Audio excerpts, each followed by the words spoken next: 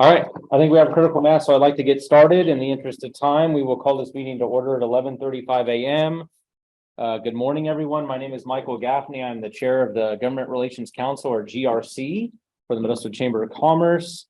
Thank you all for joining us in person, and for the folks on the line, thank you for tuning in. I know there's other obligations and meetings back to back, and I've heard from many of you putting me on notice that you're not able to be here in person, but you would love to. So we hope to see you next month in person. A couple housekeeping items before we get started.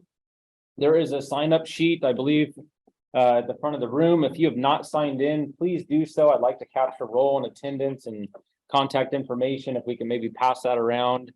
There is lunch. It looks like it is Jimmy John's.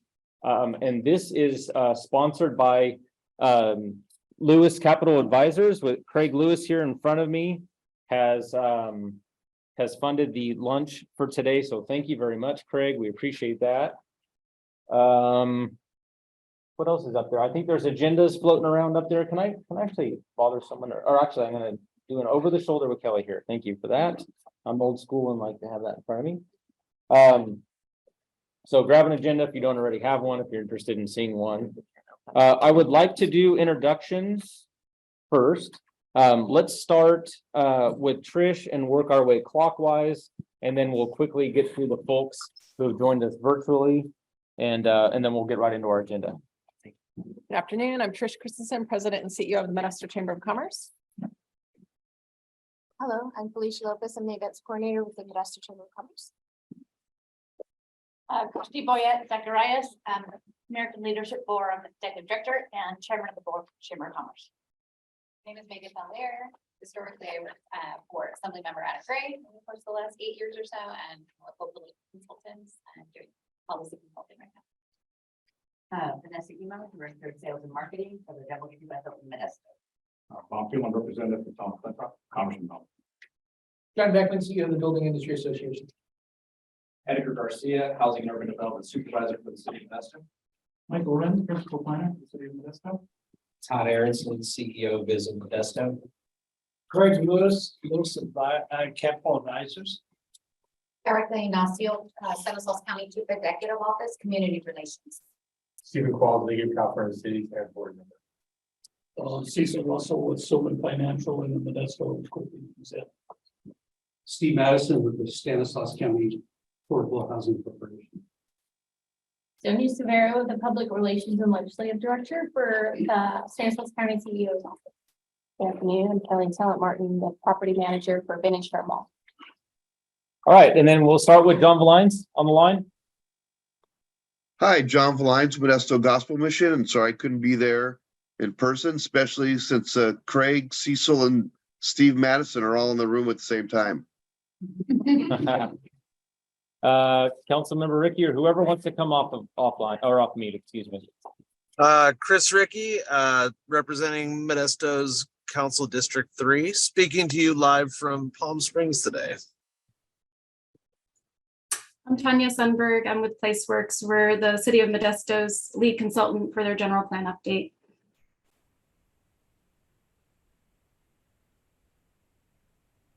Ms. Pruitt. Good morning, Kimberly Pruitt with Congressman Tom McClintock's office. I'm the Community Outreach Director, and I'm based out of the district office in El Dorado Hills, and we're really happy to be here. Thank you for having us. Appreciate that. Thank you so much. If you want to share, I'm not sure if we have your email address. We probably do, but if you want to drop in the chat, we can make sure you're plugged in and connected and receiving all the agendas and calendar invitations. For those folks that are on online. Okay. One more. Is there one more? She's just coming in. There's Amy. So I'll say I'm impressed because several of us here and Amy there, we were all at the legislative breakfast and series until about 11 o'clock. It's your turn to introduce, Amy. Oh, sorry about that. Hi, everybody. Amy Carroll, Chief of Communications for Golden Valley Health Centers. Hey, Amy, it's Michael Gaffney. Thanks late. for joining. We just made our way through introductions and we're gonna start working our way down the agenda. So Sounds welcome. Thanks again.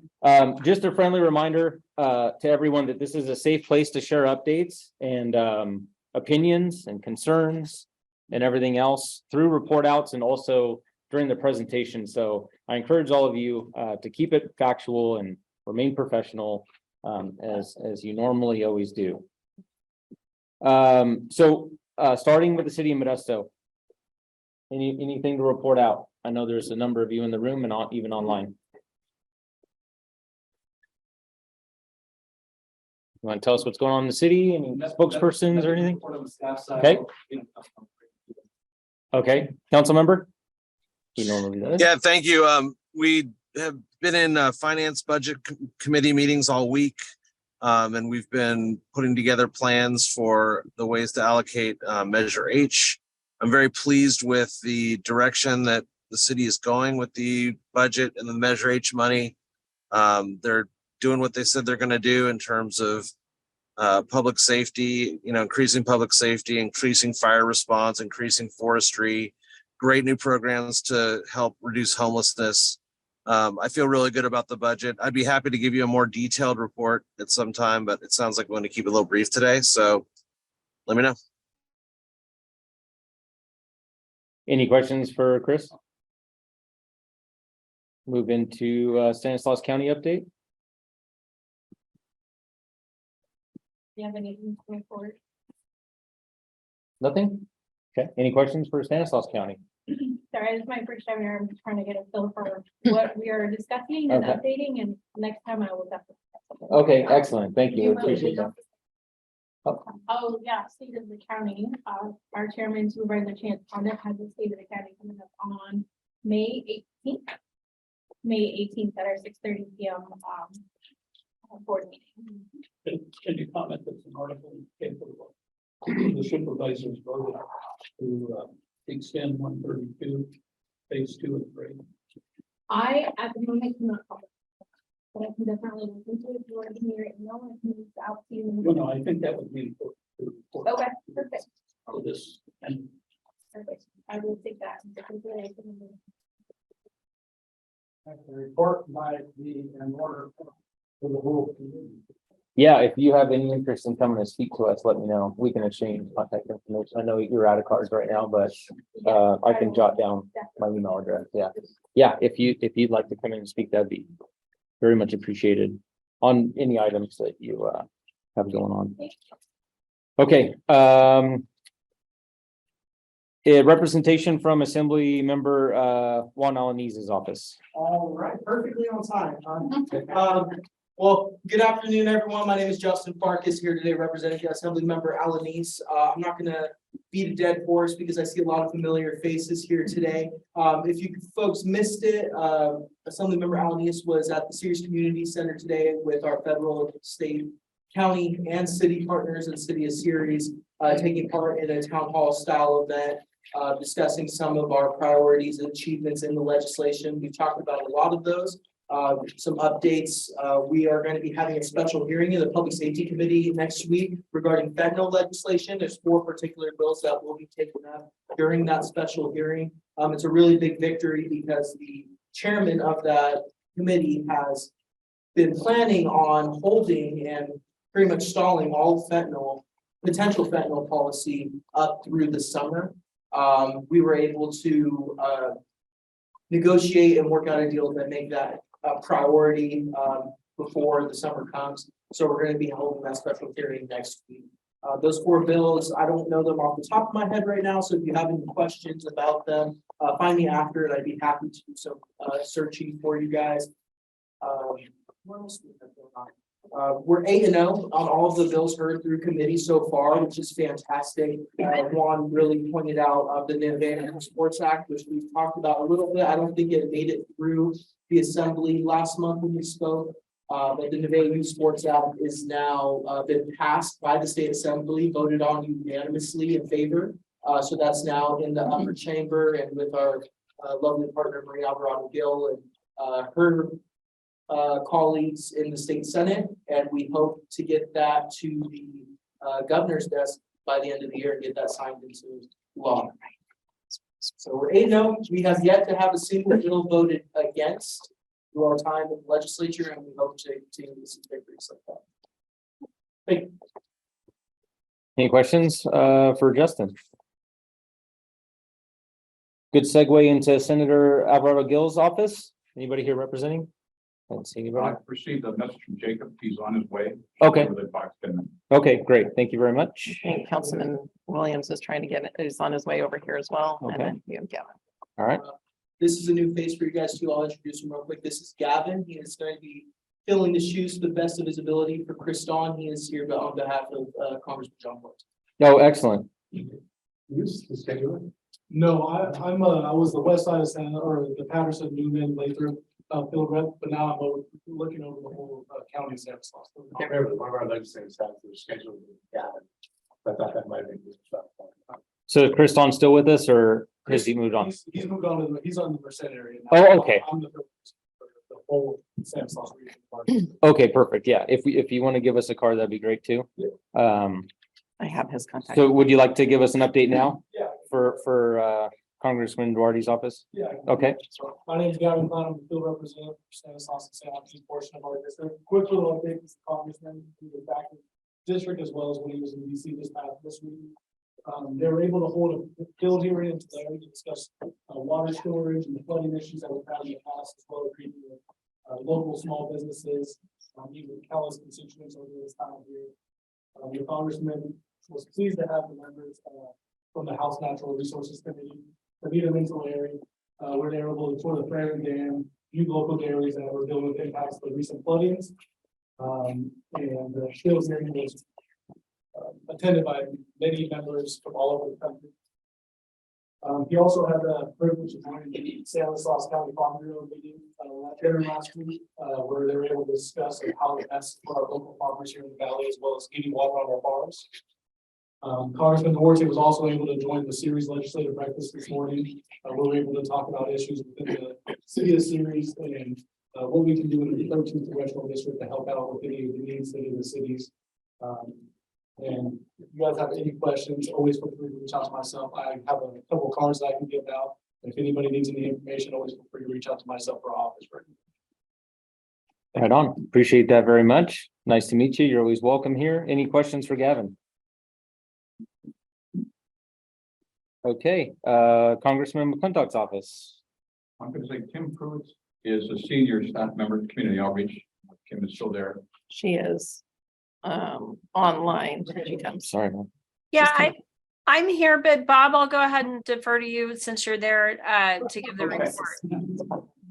Rank has its privileges. She has been with Congressman McClintock for 14 years and knows the district inside and out. As Gavin mentioned, Easter break would come back into the office. Yesterday, the House Republicans advanced the border security legislation following a 12-hour bill markup. We know we need to do something about illegal immigration, and so hopefully we'll be able to get something done. We also had the bill that went through yesterday, Protection of Women and Girls in Sports Act. It blocks transgender girls and women from participating in school athletic programs designed for females. It's protection of Title IX Act. It was a 219 to 203 party line votes. All Republicans voted for it. And one thing that Juan Alaniz, as Brett mentioned, we had the Turlock government night last week before, and fentanyl. In 2018, Stanislaus County had 10 deaths from fentanyl. In 2022, it was 127. It's an epidemic. Those are really staggering numbers. We need to look at that and we need to address that now. Congressman McClintock will be in town tonight for the Lincoln Day dinner, and we look forward to answering any of your questions. All you have my cell phone number, so feel free to give me a call at any time. Thank you, Bob. Any questions? Making our way right down the list here. I don't see Dana Ferrera with MID. I don't see anybody with AT&T, anybody with Comcast, other utilities. I can't speak for them, but in PG&E's world, it's blue sky conditions right now, which is always a blessing going into a warm weekend. Assuming there's gonna be a lot of runoff, lots of water added to Tulare Lake, lots of flooding. We are doing things to protect our assets down there in Tulare County, including proactively de-energizing for public safety. We are building a 6-foot wall around an electric substation right now. And we are removing a lot of equipment. So it's not damaged, so we don't have to spend funds to replace it later on. So a lot of proactive things we were doing and measures we're putting in place, and doing everything we can for our customers down there without power. There's no questions for me. We will move into any announcements from Trish, because she is going to be leaving us shortly to attend a ribbon cutting here in town. Sorry, they collided. Pete online, is that Pete Butler? Yes, hello. Hi, Pete. Hi, Thank you for joining us. And always. Councilman Williams, we see that you're in. Did you have anything to add? We're doing our next phase of the Police Oversight Committee Board. The end of this month, we should have a total of the 9 from the 15, and we'll be able to announce that hopefully the 1st of May. And I'll take that cue. I actually am in the 15 that made the second round on interviews for that position. So Good. we are doing second round interviews next Friday. Yep. Just not slotted yet. Okay, so I asked Michael if I could kind of jump in now rather than at the end, because I need to get to a ribbon cutting with a couple of other staff members, but we have some big cool things happening here at the chamber. So I wanted to throw them out rather than lay them all on Felicia's lap to address. They're going to cover kind of a range of things. On May 3rd, we are holding our Women in Business Impact Conference, which is a mini conference we're bringing to the 2 Gen women that are with Havens Center for Human Services. The mini conference is going to bring some hands-on mentorship and education to about 20 women with children within a housing facility that they have specifically for this program. We're looking for sponsors to help lift that. We are bringing breakfast into the group. We're bringing lunch into the group. We're bringing professional clothing, and we're doing a children's clothing and diaper and wipe drive because they're all living within this program. On May 4th, we're holding our first in, as far as I know, a very, very long time, our very first members only social. It's an opportunity to meet your elected officials. We've invited all the electeds that are represented here today down through council. We've also included the board of trustees for Yosemite Community College and the chancellor, as well as Nassau County Office of Ed board. And obviously Scott Kuykendall, the superintendent. The fire chief has accepted. He's available. The sheriff is not available, and police chief is confirming his availability right now. He thinks he will be there. We have also included MID and TID, and so far have 100% acceptance from MID, Chancellor Yan, and at least one trustee Beggs is expected to attend. So registration is required because this is members only. We are holding that very sacred since it's the first one that we're doing. May 9th is, we're going to be out here at the intersection participating in Kids Day to raise funds for Salvation Army. Next Tuesday, we have a coffee and conversation for our Women in Business network, and that is meeting out at the park. In mid-May, I will be attending the Cal Chamber Summit. It will be my second time. That's quite an interesting couple of days. I will be interacting with chambers from international policy, national and state. It's a great networking opportunity. On May 18th is our Stanislaus Green Team meeting. May 25th, we're also bringing back our President's Tier only opportunities. We will be doing a networking social at Gallo Center. I am in need of a couple of sponsors to offset the venue and the food for that. But Gallo Center has been very gracious as far as most of the space. We just need to cover staff expenses for them. We will be launching registration for that soon.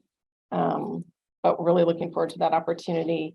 I already mentioned I've made the second round on the Citizens Fleet Oversight Board, and just a heads up, coming down the road a little ways, June 27th. Kaiser, who now has their vice president for San Joaquin and Stanislaus County sitting on our board, reached out to me wanting an opportunity to try and engage with chambers that they support up and down the valley. So we are co-hosting a regional multi-chamber mixer out at Del Rio That will be 4:30 to 6:30 on June 27th, and we anticipate that's open to the public and no fees to attend that. So we're expecting a great fun opportunity on that. Chambers, I think there's about 25 chambers that have been invited to come and have their standard pop-up. So going to be doing great things. So that's my summary for now. Appreciate it. Lots of great work going on. Lots of great. I will also add that in the last 4 weeks, we've grown by 16 members and have a lot of ribbon cuttings in the scheduling mode, which again explains why I have to go to one at 12:30 today. We kind of got backdoored on one. So that's what I got. Any questions for Trish? Don't think she's busy. Yeah. Can clone her. Let's circle back to League of California Cities with Stephen Qualls. Thank you, everybody. Oh, do we have Yes. an attachment? Let me move up here. When you guys are ready to share out the state of the county, if you send that to us, we'd be happy to promote that for you. Okay. We'll reduce the screen so I can see the other one better. I think this is you. Uh-huh. So, Cal Cities has made a budget request from the governor's office for $3 billion of ongoing funding to the city for homelessness, to supply and increase affordable housing and reduce homelessness.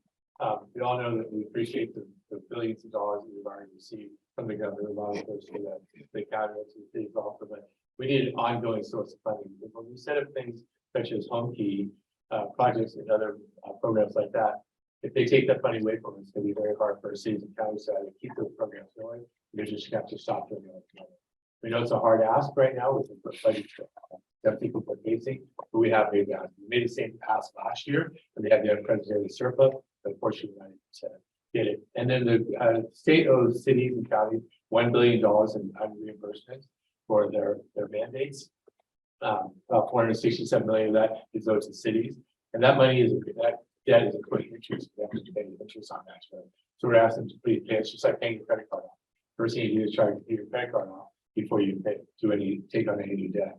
And then we're also asking that they lay off cities and counties taking our funding. Usually when there's a deficit in Sacramento, the first thing is low lying fruit, which is cities and counties. So that's going to do that also. So the LAO now has projected a $30 to $50 billion deficit in the budget, where before it's $25 to $40 billion. That's not including the effects of the recession that we might have, a possible recession.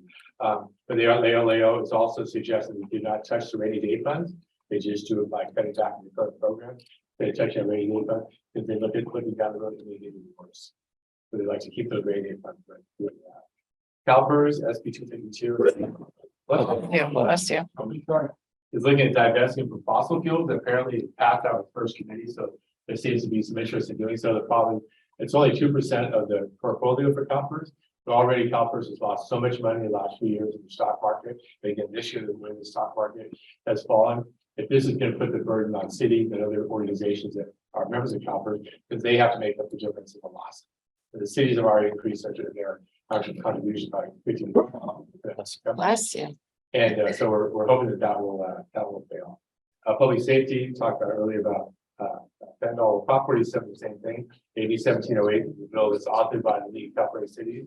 I mentioned, I talked about it earlier. It has changed the Prop 47 to, if they get 2 or more convictions for theft or petty theft or shoplifting, that they face up to 1 year in jail.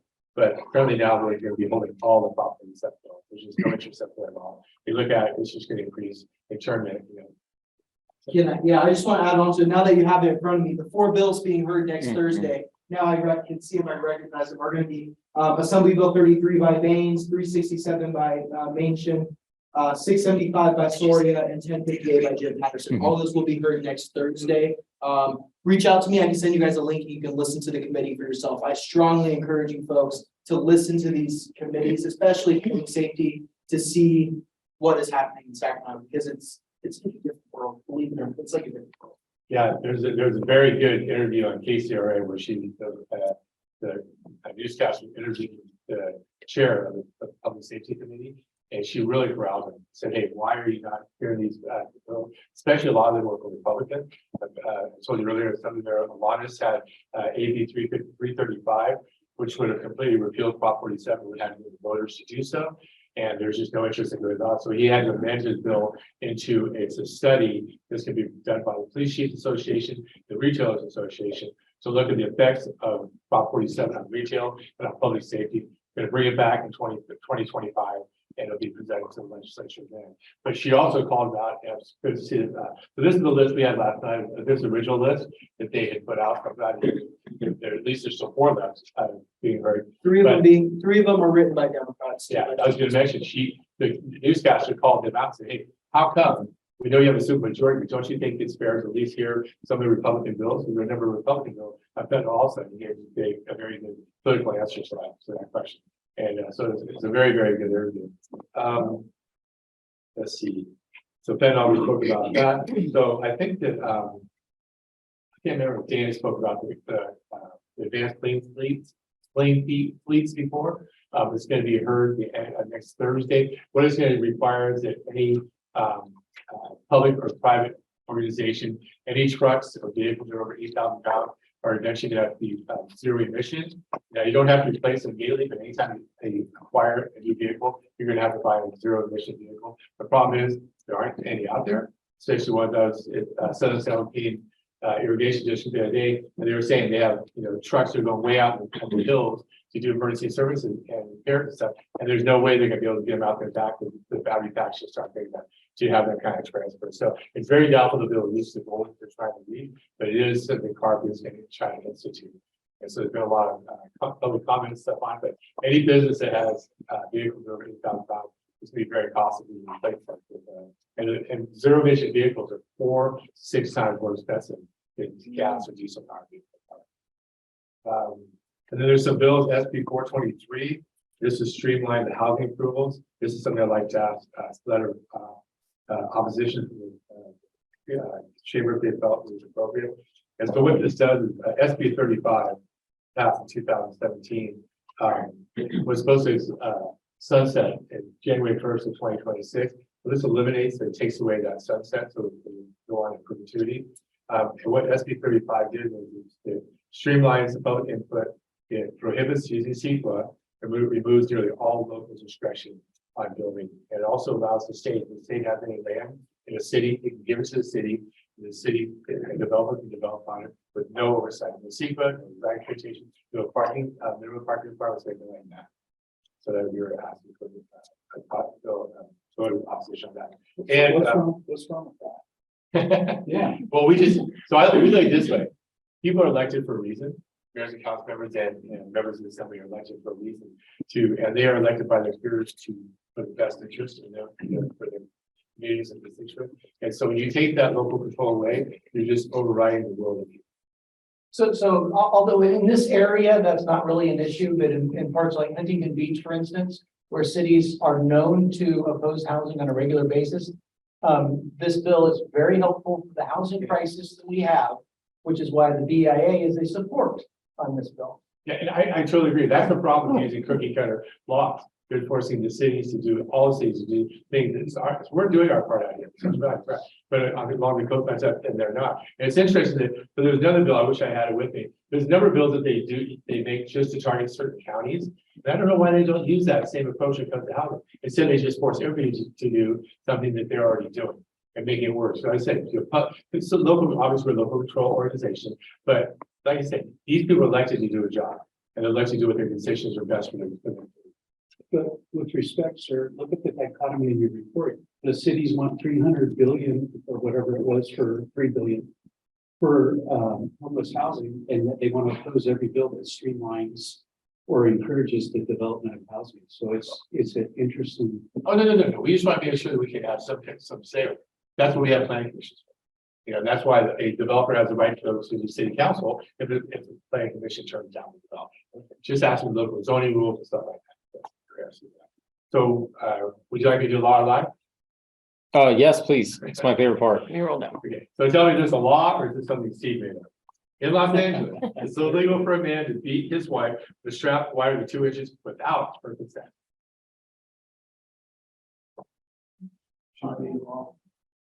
It is a law. It comes from apparently back in the day, you couldn't beat your wife or children with a tree limb that's any thicker than Lakeview thought.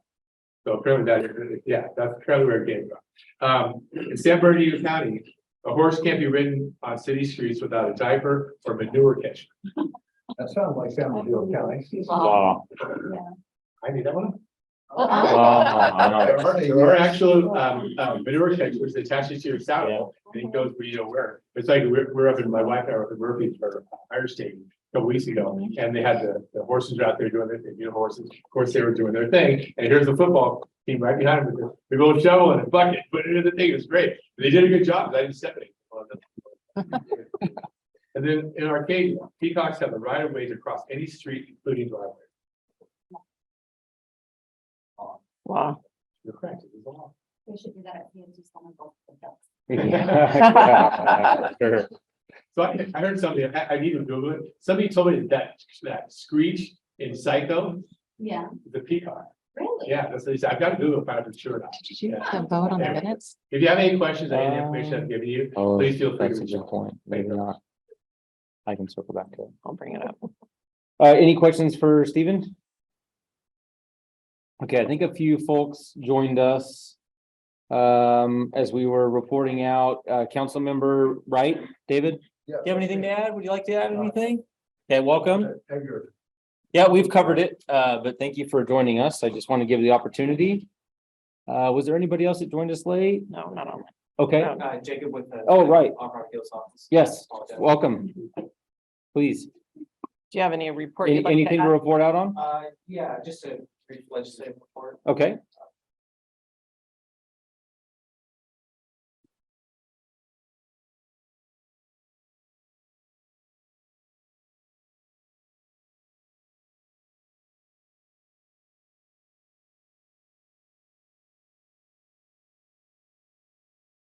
Bills, SB 226, fentanyl bill is going to add fentanyl to list of drugs that are legally carried firearm with.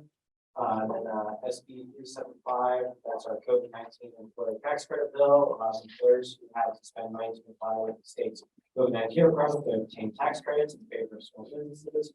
And then SB 268 makes all forms of rape, especially that of an unconscious person, about. That's pretty much it. Okay. Thank you. Any questions? For Jacob? Does anybody else have anything to add as part of open discussion? We're going a bit out of order, but we can finish with our guest speaker and then adjourn after that. So any announcement, any other announcements? Folks on the line? Any open discussion items before we move into the presentation? Hearing and seeing none, I think for the record, if anyone has had a chance to review the minutes from last month's meeting and would like to make a motion to approve those as is, Cecil first, second, can I get a second? Councilmember Wright, thank you. All in favor, aye. Aye. Anyone opposed? Hearing and seeing none, motion passes as is. I appreciate that very much. Okay, so without further ado, our guest speaker today, if you haven't already realized, this is Edgar Garcia, City Modesto Urban Development Supervisor, and his colleague, and they are here to talk to us about the comprehensive general plan update process, which is a hot topic and I think long overdue. So welcome, appreciate it very much. The floor is yours. We're running good on time. We have 50 minutes. By no means do we have to go the full 50. We can give folks time back. Again, please grab a sandwich, get settled in, and take her away. Justin, do you mind sliding to your right a little bit? Actually gonna sneak one out of here. I need to Okay. get ready for the ribbon cut. Oh, thank you. I'll meet you there. I gotta go take care of some stuff before that. Thank you guys. Ran them off. See you later. You be scrolling. When you see my twin, let him know to get back here quick. And I'll just say, I wish you all a great weekend. I'm so sorry I'm not here with us, but I got the recording and I got. So sorry, Edgar. You're not taking it personal, are you? No. You told them to move, now you're. Thanks, buddy. Oh, yeah, perfect. Thank you. Thank you very much. Yeah. I really need one. Thanks for that. I'll take your coupon. Oh, go for it, please. Yes. So first and foremost, I want to quickly thank Trish and Michael for the invitation to be here before you today. As mentioned, my name is Edgar Garcia. I'm the Housing and Urban Development Supervisor for the City of Modesto. With me today, as mentioned, this is a team effort. With me today is Michael Wren, Principal Planner for the city on our team. In addition, our lead consultant on this project, who introduced herself just a moment ago, Tanya Sunberg, who's online with us. So with that, I'll just go ahead and kick this off. Go ahead and go to the first slide. And to really lay the foundation for our discussion today, I'd like to discuss a few factors, past and present, that have really shaped urban environments to date. To really demonstrate the importance of land use planning and the importance of the development of a general plan. We're very early on in this process, so it's going to be critical as we go through this update that we engage in groups like this and across the community to receive that feedback to build out what our general plan ultimately looks like and what we bring forward to the city council. So let's consider a few factors, right, across our history past the greater availability of the vehicle, an improved highway system in the 1940s and 50s, the increased interest and availability of the single family home with low density, rise of suburbs, the impact of technology, resulting in the environment, the urban environments that we see today. Today, we're on the cusp, just exiting a worldwide pandemic. And let's consider how that pandemic has shaped our environment as well, right? 6 feet apart, open air environments. There was restrictions on indoor dining and indoor operations, resulting in also other factors that we're seeing today is greater interest in a reduction in greenhouse gas emissions and a reduced reliability of car, greater interest in alternate modes of transportation, rise in remote work, how that impacts land use, the impact of traditional retail. We're seeing a lot of that. And of course, housing availability, that's top of mind for so many communities. The challenge before us is what's to come, right? And through these discussions, as we engage and embark in this process, is to plan for that. Of course, what's to come, what else, right? What's missing?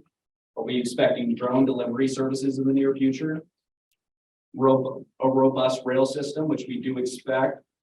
Rise in the share economy, like car sharing, home sharing, etc. So this is the challenge before us, and we look forward to working with communities, groups like this to develop it. And with that, I'll go to the next slide.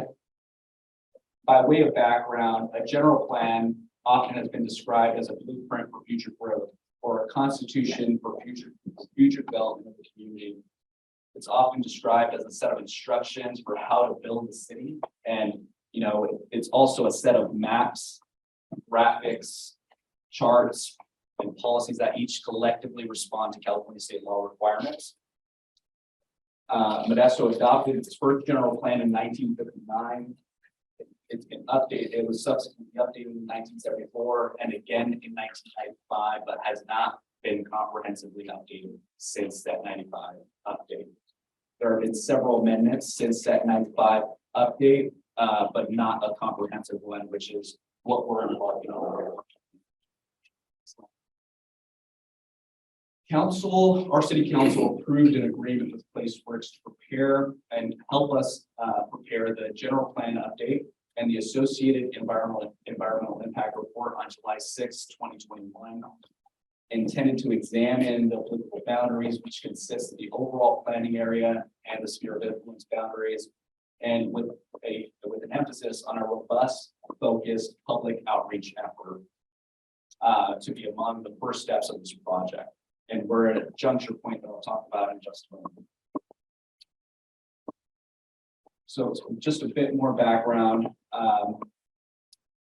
A general plan is a long-term plan to address land use, transportation, economic development, resiliency, environmental justice, and other important issues. It included in a general plan document is a series of elements, otherwise known as chapters, that make up the full general plan.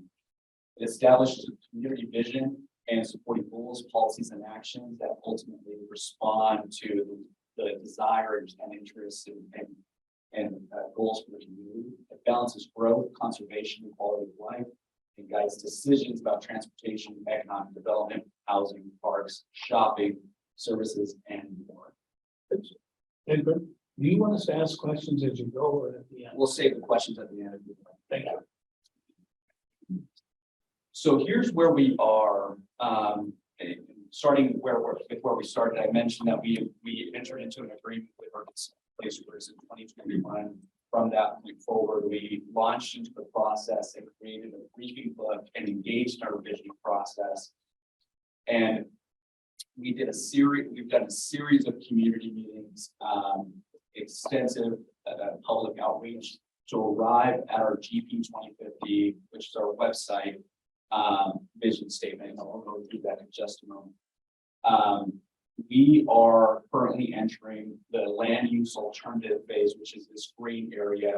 We're a bit behind schedule, but intend to re-engage the community with this land use alternative phase, which is going to be the bulk of the work, which is examining the sphere of influence boundary and the general plan boundary. That's really where the bulk of the work will be. In addition, in 2024 onward, we expect to address policies for key issues and begin drafting that general plan, and ultimately to bring that back to the city council to begin reviewing and considering adopting. Next slide, please.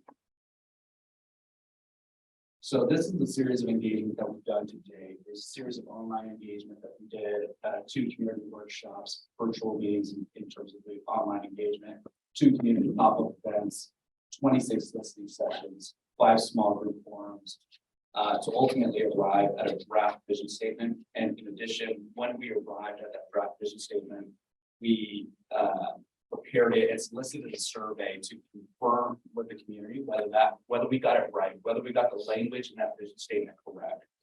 We got an overwhelming response that we in fact did. So that was really good, great feedback from the community.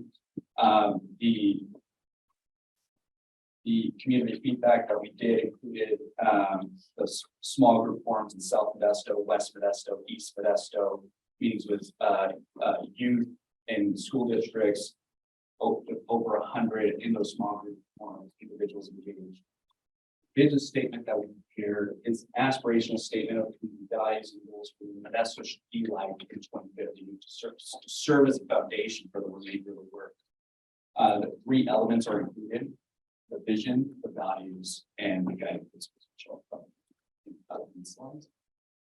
So our vision that we prepared in coordination with the community and ultimately approved by the city council is as follows, and I'll just read it here.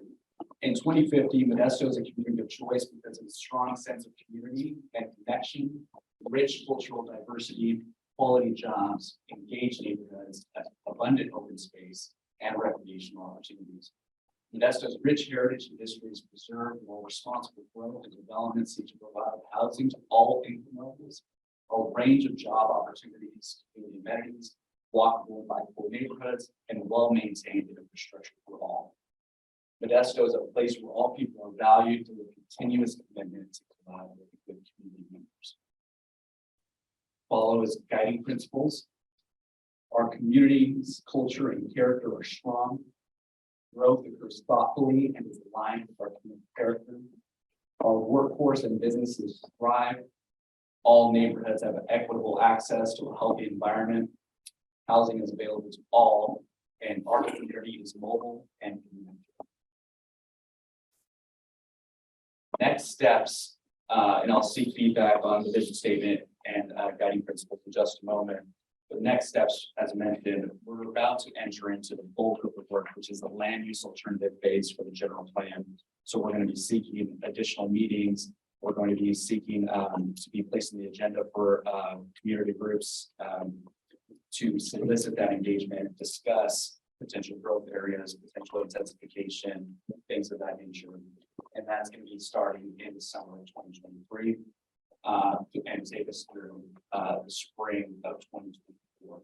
So I'd like to point out, we'll be updating our website regularly at gp2050.investorgov.com. And we're happy to continue to engage this group with updates as we proceed. But you're also more than welcome to set up online to be notified of upcoming events and or newer documents as well. With that, I'm happy to answer any questions. I understand we're at a very early stage in the process, but nonetheless, the vision statement is intended to serve as a foundation of the future work that we do in this land use alternative phase. So I'm happy to take any feedback, any questions or thoughts on the presentation. So back at the very beginning, a term called environmental justice, I don't understand that. Yeah, so it's interesting that you mentioned that. Environmental justice refers to it's actually a requirement now that cities in their general plan include an environmental justice element within their general plan. I'd like to call on Tanya Sundberg, our consultant, to speak through the details of what exactly environmental justice that requirement entails. Tanya, are you on the line? Yeah, I'm here. I'm happy to answer.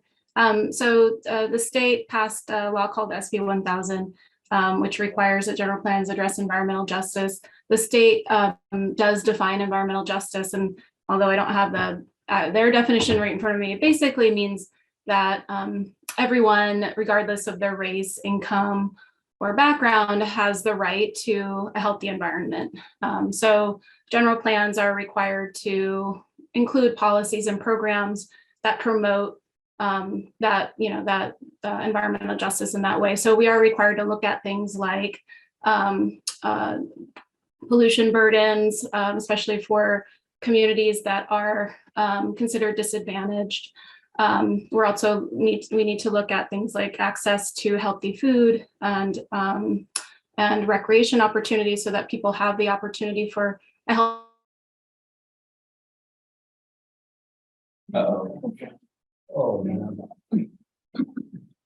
lifestyle. We need to look at processes, really provide the opportunity for people to engage, regardless of their background. Is that what we used to call equality? I'm serious. I still don't understand. I know the state passed something and he passed it down. But there's some clear definition of what that means, because it sounds a lot like me and your answer that it's about equality and everybody's for equality. But if we understood specifically what that meant, you could be a lot more supportive of that. And I'm not saying I'm not. Yeah, so this is specific, as Tanya mentioned, to low-income disadvantaged neighborhoods to have equitable access to services that other communities would otherwise have.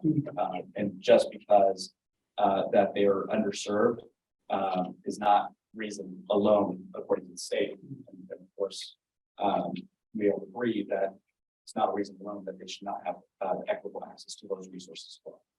In some of the committees that I belong to with Cal Travel Board and Visit California, this has come up. There's, think of Detroit in the water system. Think of what happened in Alabama in the water system.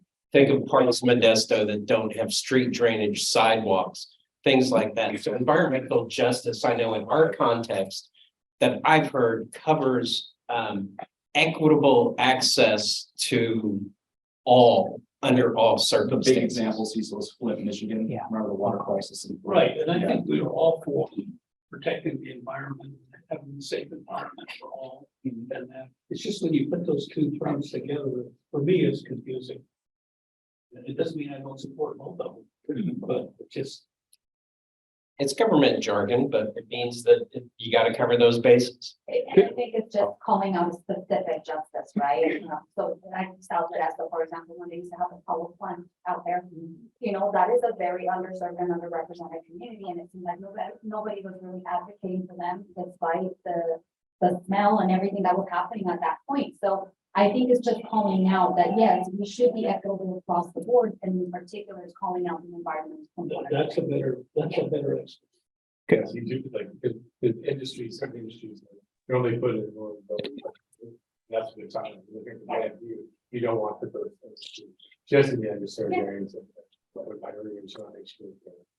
The other thing I wanted to point out here is that for a community like Modesto, this kind of thing gives us a real step up in terms of state grants and stuff like that because of our position as a disadvantaged community. And you look at the $20 million, for example, that we just got for parks on the west side, that's directly related to this kind of thing. Absolutely. Steve had a question on that? Yeah. Let's skip Steve. There are other things that feed into the general plan of the housing element, the safety element, circulation element, transportation element. Yes. Are those current, or what are the currency of those so that they can feed into this process? Will it delay it in any way, or is that going on at the same time? That's an excellent question, Steve. We're actually in the middle of updating our housing element and submitting that to the state. Michael's our main person on that project. The intent for that housing element to feed nicely into this general plan update, in addition to the update of all those other elements. And you bring up an excellent point, as mentioned at the beginning. A general plan is essentially a compilation of chapters. In planning terms, they're referred to as elements. I know it's government jargon. And each of these elements include, as Steve mentioned, housing, economic development, environmental justice, circulation, transportation, etc. Safety. And there are separate requirements for some of the elements where you have to update them on different timeframes or at different levels of scrutiny and those sorts of things. But we are completing those, as Edgar said, on time and to standards, as we are also doing the overall general plan. So we will continue to do that work and do those updates as we are doing this process and feed that in, as we are doing some other studies and specific planning amendments and those sorts of things that we're looking at doing more comprehensive analysis. We're going to feed those into the general plan as they get completed. So one last thing from the county, there's been a lot of work on 2030, and they presented that to us and other groups. And so now we have 2050 here. How do those marry up? How do they work together? That's an excellent question, Cecil. And as we were initially considering branding this general plan work, that was brought up as a potential concern. For those of you who don't know in the room, the Stanislaus 2030 study is a highly academic study focused on the industry clusters that this region can benefit from based on the current economy of Stanislaus County and our broader region.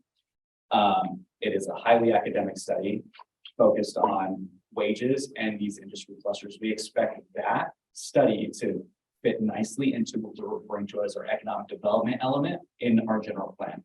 So they'll speak to each other nicely.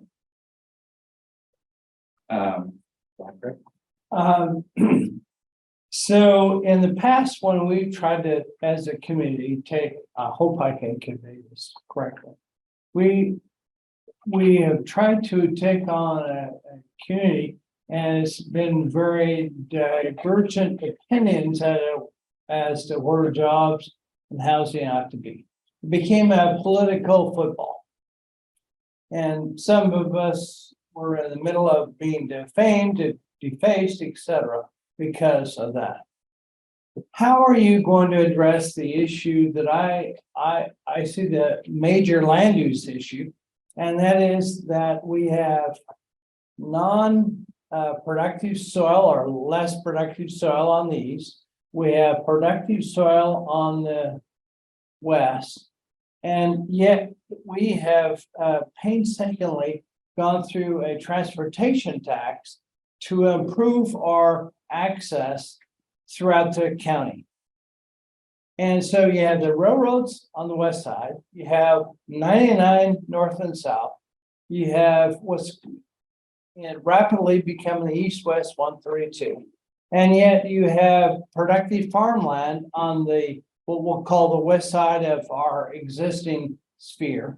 And we have less productive farmland on the east. Those that are, higher priority is the prime farmland. They want everything on the east side. Then all of a sudden you create jobs, you dreaming a 2,000 acre business park like what Turlock has done on the freeway. And we have ours in Modesto on the east side. How are you and is the city willing to tune out the political rhetoric and focus on where the jobs want to be, which is on the transportation corridors? That's an excellent question, Craig. And you're alluding to the bulk of the work that's about to start in the summer of 2023. Our strategy for that is to engage in a robust public outreach effort to engage all these communities in these different areas and sectors in order to arrive at a consensus, or hope to arrive at a consensus based on to arrive at exactly that. But it's going to be focused on public outreach and that feedback that we receive from the community. Well, common sense would say things need to be on the transportation corridors, and yet we have the biggest public outcry of people that live near that. So how are you going to balance the real need that the community has for economic development and not stay away from those public rhetorics, comments? Yeah, as mentioned, that's a hard question, right? It's gonna be intended and informed by the community, but also informed by the data that we collect as part of what we're seeing from industry and those requirements from industry. We ultimately will be balancing both of them and bringing recommendations forward to our city council for that decision to be made. But it's the question we're grappling with. Oh, one last thing, and that's, one thing that I have felt that could maybe quell some of this or deal with some of this is actually have some areas be designated as historic lands. And, it's basically in the term that I would use in the real estate industry is a carve out. And, are you willing to, and in the public, the general plan process, are you willing to designate certain lands as historic set asides? Okay, so we've dealt with that. There are certain areas that are in the, I'll call it the west and the northwest part of our county that we could have as a historic area, and it can't be touched, and then work around the real need that we have relative to jobs on transportation corridors. Are you willing, my question is, are you willing to designate historic lands, or use some of that ability to designate certain areas as off limits? I think we're willing to, analyze any opportunities that we have to sort of quell, as you said, the political sort of nightmare that the conversation is, whether that's through historic preservation, whether that's through, that's where I was. We've taken agricultural easements as options in certain areas.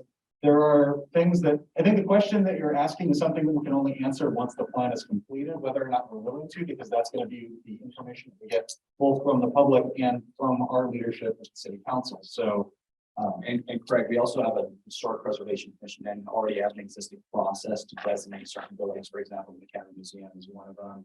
Yeah. Um, Can you extend that into certain lands, or conservation easements do that, but that's certainly a conversation. yeah, it's a conversation we're willing to have and to determine. and where that's incorporate into your process. Okay. Erica? I have a question, Edgar, for Craig. Craig, is that a sentiment that you're sensing or hearing from that area of town? To do I such? guess I'm thinking out loud, and the way to, I use the word quail, the way to deal with the political winds that you're going to face as you look at trying to designate lands along transportation corridors.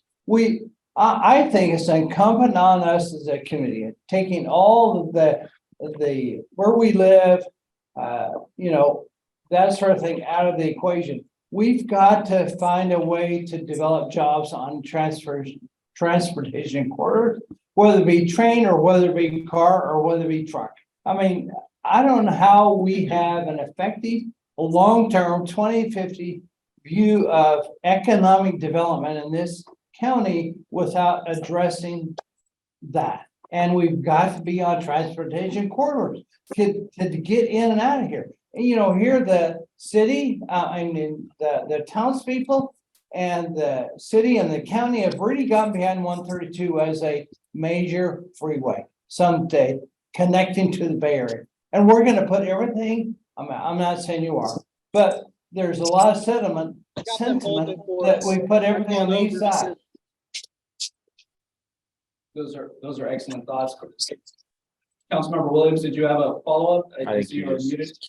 Yeah, well, I still didn't hear you, Craig, say that you're willing to make also a plea to that community as well as what you want us to do. So if you're willing to do that, that helps the process.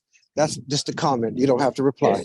Some of the, I can just say that some of the loudest voices in the community that is left unnamed here, I have said that. Jeremiah. I said, we'll designate, I don't have any power or authority, but would you be happy if we designated your area within certain parameters that are not ours, not theirs, but compromised parameters that we leave you alone? That's historic. There's certain things there that including cemeteries, trees, I mean, that need to be preserved. Can we come together on that? And so I posted to some of the more vocal, and I can't say they've said yes, but I can't say they've said no. I'm wondering if this committee or this process is willing to do that. As Edgar said, as part of the land use alternatives analysis, I think we're willing to take that feedback and see exactly how it can work our way into an answer for that. I don't think we're gonna, solve that here today in this Yeah, room. yeah, I just wonder if you're willing to take it on, and it sounds like you are. Yes. Thank you, Greg.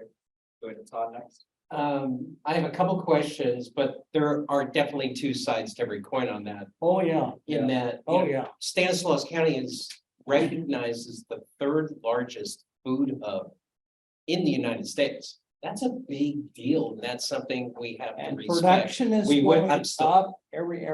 we wouldn't be here today if we weren't the third largest food hub. And I don't disagree with a lot of what you're saying, but the leadership of the 80s and 90s that eliminated the opportunity for transportation hubs around the east side created a lot of problems that they're trying to fix. And I think that we have to let that run its course, kind of like the 108 bypass, which is out there and will alleviate some of those traffic concerns. So I think the picture is big and there's a lot of different ways to look at it. I have questions about, is high density, low impact still a part of the equation in future development or not as much anymore? I know it was really big 6-7 years ago throughout the country. I don't know. I'm more of a curious question.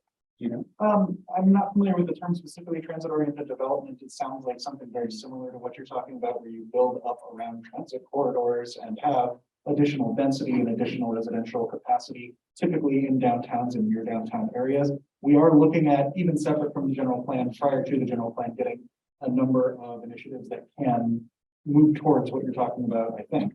And there is. Yeah, in real estate. Yes. Yeah, like when I was working on the East Coast, when I was working in real estate, the high density, low impact concept were smaller lots, smaller homes, high density, having less environmental impact. So there was more open space or other space for different types of community development. I was just curious. I think conceptually, yes. I don't know that I've heard that term used lately, but I think conceptually. Yes. And then the ACE train, what happened? That is an excellent question, Todd, that I don't have the answer to at the moment, but I actually have a call with. Because you got delayed, right? Yeah, so I have a call with A long CRTA time. this afternoon. I'd be happy to send an email to Michael with that answer to that question that he can redistribute to the group. But that's a great question, Todd, that I don't have the answer to. Yeah, all they did was announce it, but there wasn't like a fact behind it. Right. I Is mean, that- I think we're all getting the same. what I'll be Okay. getting is the details behind it. And then I know that you did a lot of the research in 2022, and it may be more in Tanya's wheelhouse. Like, is the input from pandemic period as relevant today when we start looking at the future as it was even 6, 7 months ago? Right. Some of the lessons that we learned during the pandemic is that there's people willing to do creative things that the zoning didn't allow in the past. Parklets are a great example where restaurants, especially here in downtown Modesto, have had some great success using those parklets and continuing them even after COVID was a thing. And that's only, one element of it. So I think at the very least, it's really opened communities' minds to how you can reuse space, even in places where we thought, hey, there's no way to use that space. Now we've said, look, we found a way during a crisis to use this. Why can't we do this at all times? Why can't you find creative ways to use land that's historically been unable to be used? So it may not be the same, 6-foot distancing, people wearing masks of the past or of the past few years, but there are definitely ways that it's going to impact our future. And then the last one is, I did hear that the parking requirements, minimum parking requirements are changing or in the process. So AB 2097, I believe it is mandated that there is no minimum parking requirement permitted for anything near a high quality transit corridor. And I believe what that comes down to is anywhere that's within a half mile of a transit line with 15 minutes or less service. So that's for the headwinds, excuse me. So we will have to do an analysis. I believe there's only one route in the city of Modesto that meets that 15-minute standard. You also have to do it around rail stations and around transit hubs specifically, but that will eliminate the city's ability to require minimum parking. Now, businesses are still going to provide as much as they'd like, but we just can't have a minimum requirement within a half mile of high quality transit corridors. So, yes. So the truth of the matter is, who's gonna be able to sell it someplace with no minimum parking? So it's true that is the law, but when in reality, when you think about it, unless, I feel the chef to tell them, hey, there's no parking here for you. If you're a transit hub, but there are, who's gonna wanna buy a condo or something like that, if there's nobody to park it in? They're trying to push people to public transit, trying to, there's more VMT, but that's what we should look at. No, that's a great opinion, but it also impacts commercial as well. So, and we've dealt with a lot of hospitality related businesses that have tried to open. And of course, the pandemic changed everything, slowed things down, but they were coming across parking issues because they had to have a specific amount of parking, which is very expensive for, right? Businesses. So, I'm not just talking residential. I think commercial, it has a huge impact, especially the way the city.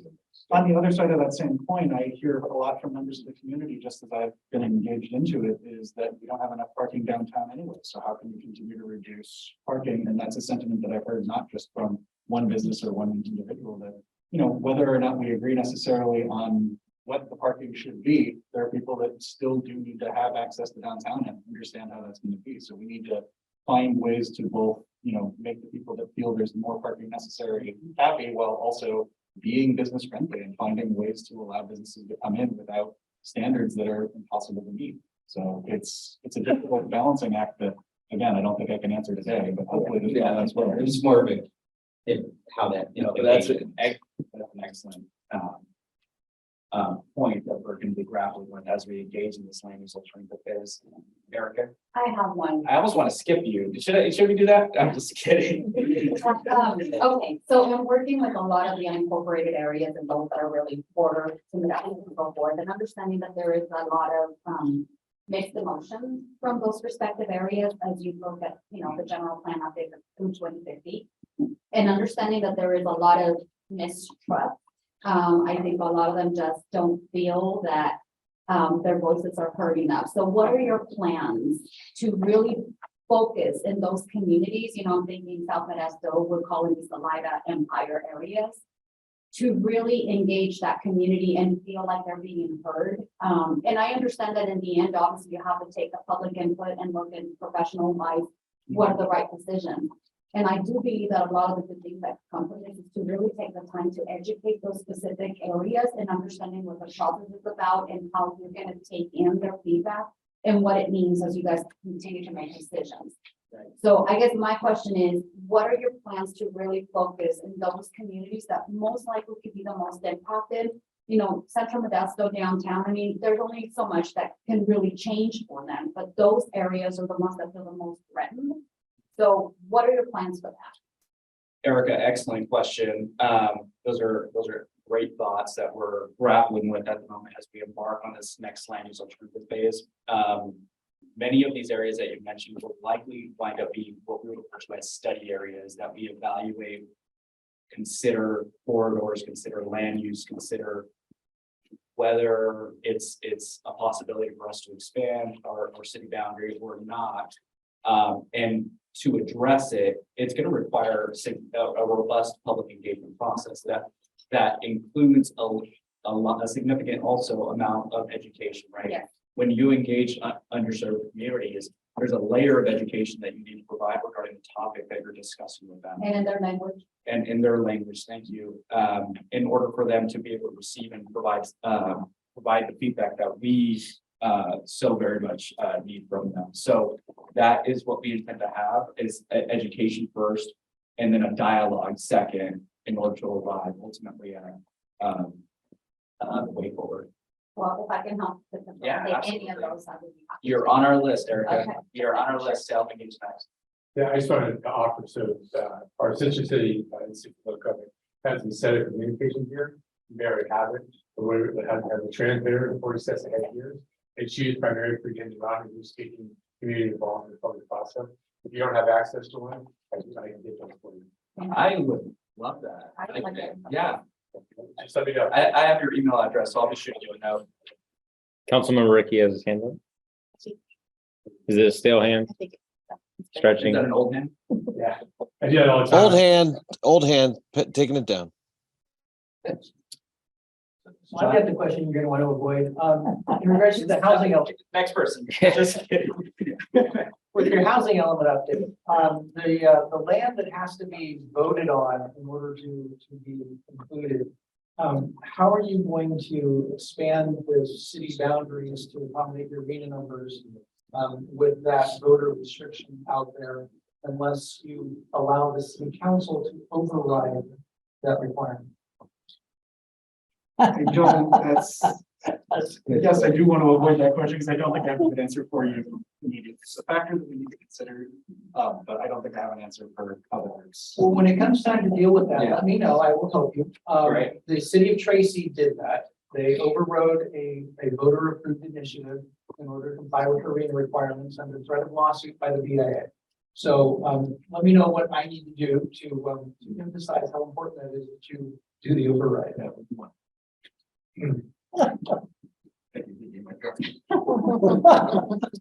Michael's our project lead for the housing element, so he's working hand in glove with that process. Any other questions? Steve, I'm not looking in your direction. We're not making eye contact here. Hey, he paid for lunch, so we let him talk a long time. Haven't we spent enough time to get to this? Steve and I have been in how many meetings this week? A bunch. Yeah, so the deck, we can disseminate the deck, I think, right? Is it public? I mean, it's public information, right? So I believe we have a digital copy. I can search for that. If not, we can get one. Yes, we do. And as mentioned, Michael, we're in the very early stages of this process. We're about to enter the bulk of the work, as I mentioned to Craig and the group. And we intend to continue to engage in groups like this. So if there's a group that you think we need to visit and talk with, please let us know. We're more than happy to join the meeting and coordinate being added to the agenda and so forth.